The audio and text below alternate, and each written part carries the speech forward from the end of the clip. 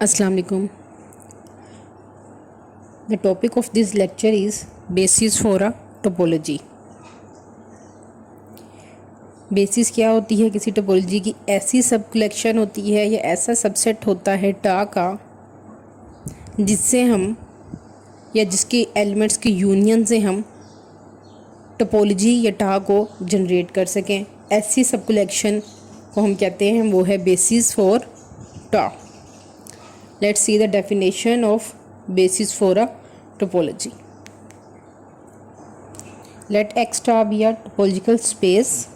A subcollection B subset of TA is called a basis for TA if and only if for all the open sets say U belongs to TA and for all elements X belongs to U, there exists a element B belongs to the basis set B such that X is belongs to set B and this set is contained in U. Then we can say that B is a basis for topology TA. In other words, if X star is a topological space, ऐसी सब collection B टा की basis कहलाएगी अगर हम कोई भी open set ले लें टा में से और कोई भी एलिमेंट जो उस ओपन सेट से बिलोंग करता होगा, हम कहते हैं वो ओपन सेट यू है और एक एलिमेंट एक्स है वो यू से बिलोंग करता है, तो उसके लिए हमारे पास एक एलिमेंट बेसिस सेट में ज़रूर होना चाहिए जिससे वो एलिमेंट एक्स बिलोंग करता हो और वो सेट कम्प्लीटली यू में भी कंटेन करता हो।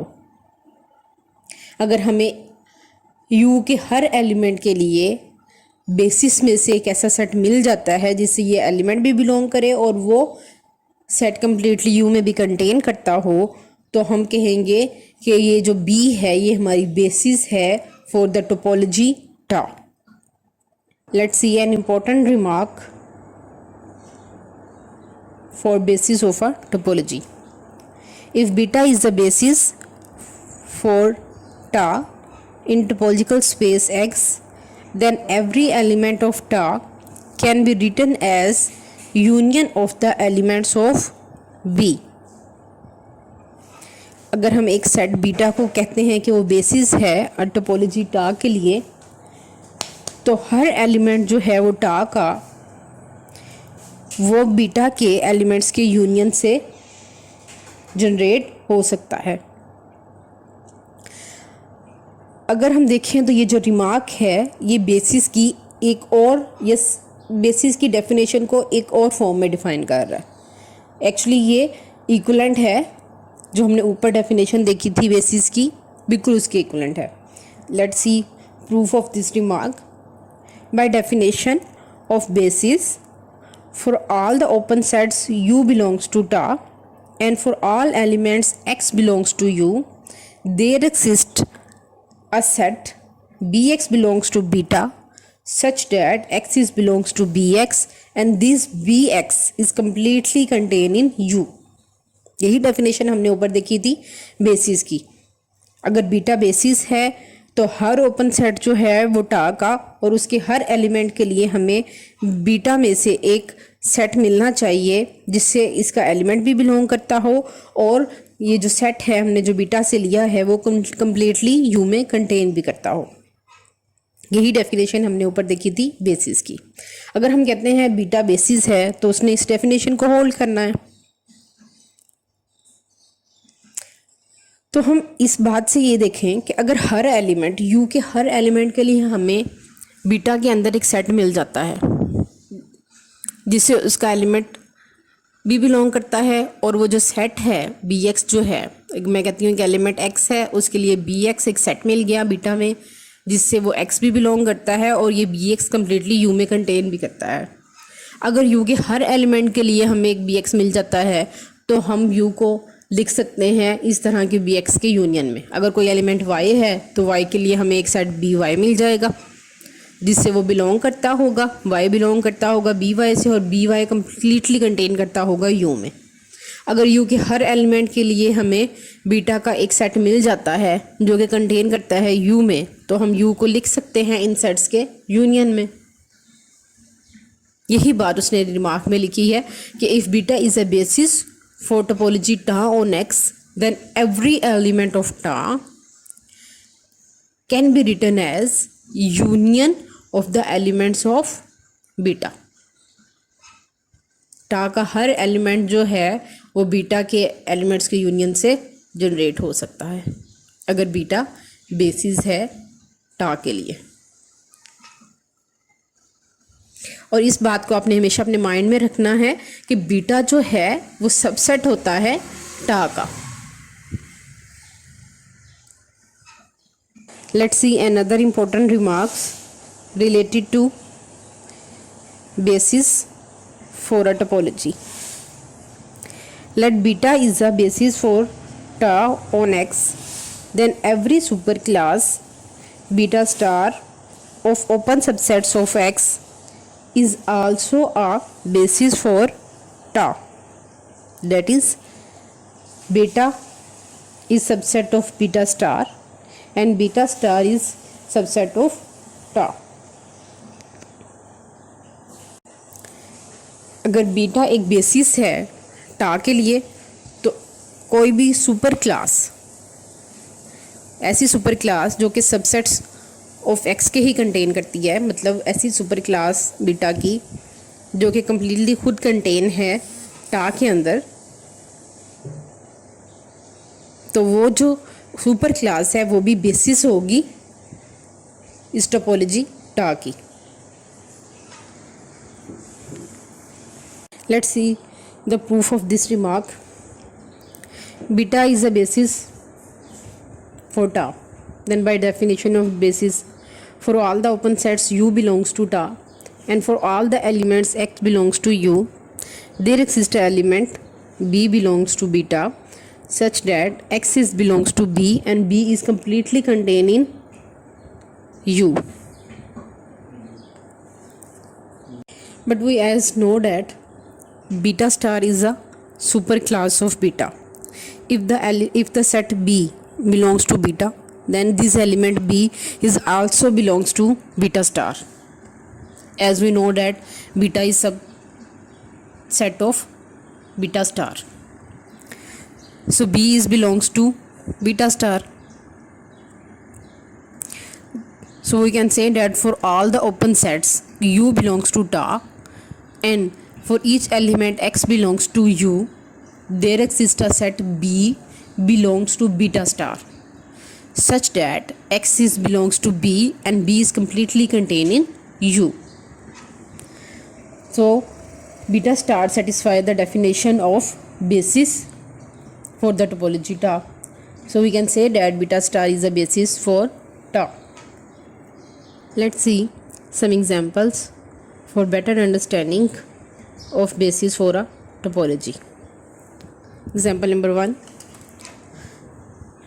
Let X is equal to the set A, B, C, D and tau is equal to phi, the set A, the set B, the set AB, the set ACD, the set X, and consider a subcollection beta of tau. This subcollection is equal to the set A, the set B, the set ACD. Beta contains 3 elements: the set A, the set B, the set ACD.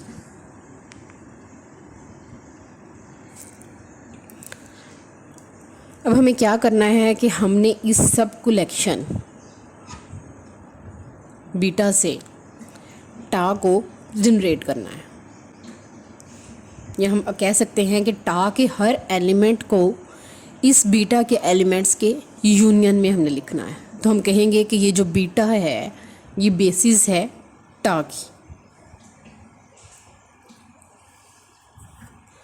टा का first element है empty set और हमें पता है empty set her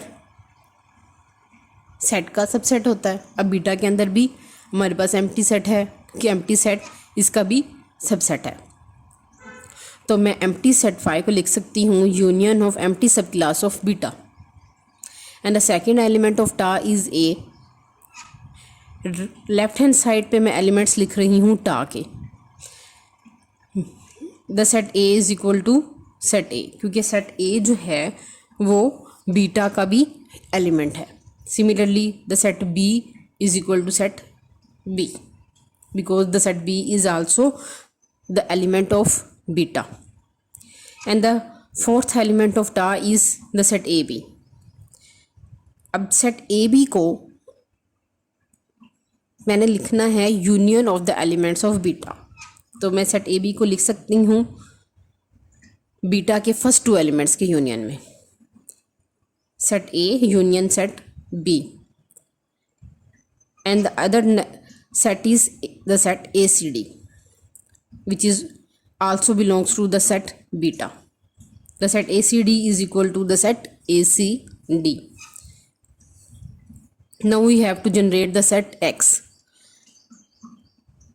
The set X is equal to A, B, C, D. The set X easily written as union of the two elements of the set beta, the element B and the element ACD. The union of element B and the set ACD generate the set X.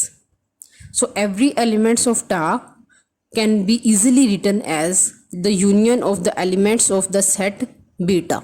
So we can say that beta is a basis for the set TA. Now we see another example, which is a counter example or basis of a topology.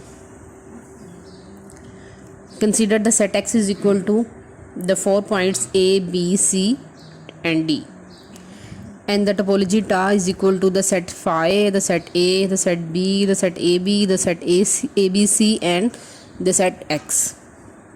And we consider a subcollection beta is equal to the set A, the set B and the set ABC.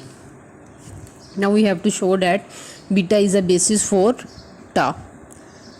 For this purpose we have to show that each element of TA written as a union of the elements of beta. As we do in the above examples, the set empty is also a subset of the set beta.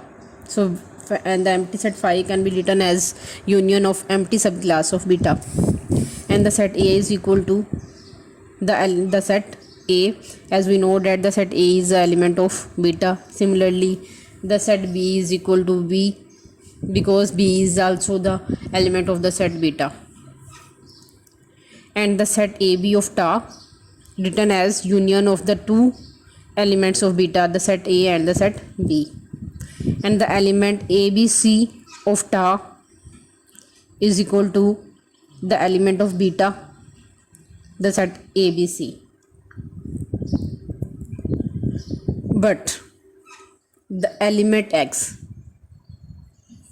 of TA cannot be generated by using the elements of beta,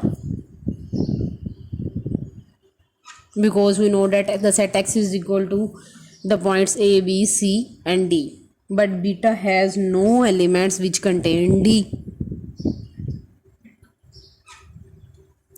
In beta we can see that there is no element which contain point D. So the set X cannot be generated by using the elements of beta. So X cannot be equal to union of the elements of beta.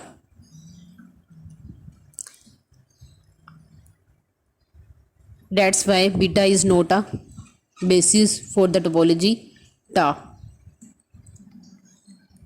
Example number 3. In example 3 we consider the set X is equal to R, the real line R with usual topology. We consider the set beta is equal to the set the set of open intervals a b where a and b are elements of real line r. अब हमने beta के अंदर all possible जितने भी open intervals हो सकते हैं real line are के वो कंसीडर कर लिए। अब यूजुअल टोपोलॉजी क्या होती है? ओपन इंटरवल्स और यूनियन ऑफ ओपन इंटरवल्स, यही डेफिनेशन है यूजुअल टोपोलॉजी की। अगर हमने बीटा में ऑल पॉसिबल ओपन इंटरवल्स ले लिए हैं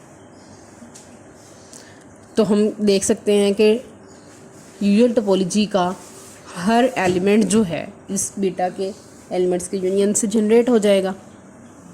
अगर आप सिंपल कोई एक ओपन इंटरवल लेते हैं सी डी, तो वो जो सी डी है वो यकीनन बीटा से भी बिलोंग करता होगा। अगर हम यूनियन ऑफ ओपन इंटरवल ले लेते हैं A B union C D, A B union C D, तो कोई भी एलिमेंट एक्स जो बिलोंग करता होगा union of open interval A B union C D से, उसके लिए हमें एक एलिमेंट बीटा से ज़रूर मिल जाएगा। जो एक्स है वो बीटा के एलिमेंट से भी बिलोंग करता होगा और वो एलिमेंट जो है वो completely union of these open intervals A B C D से भी के अंदर भी कंटेन करता होगा। तो हम कह सकते हैं ये जो हमने सब कलेक्शन ली है बीटा, जिसके अंदर ऑल पॉसिबल ओपन इंटरवल्स पड़े हुए हैं रियल लाइन आर के, वो बेसिस है यूजुअल टोपोलॉजी की।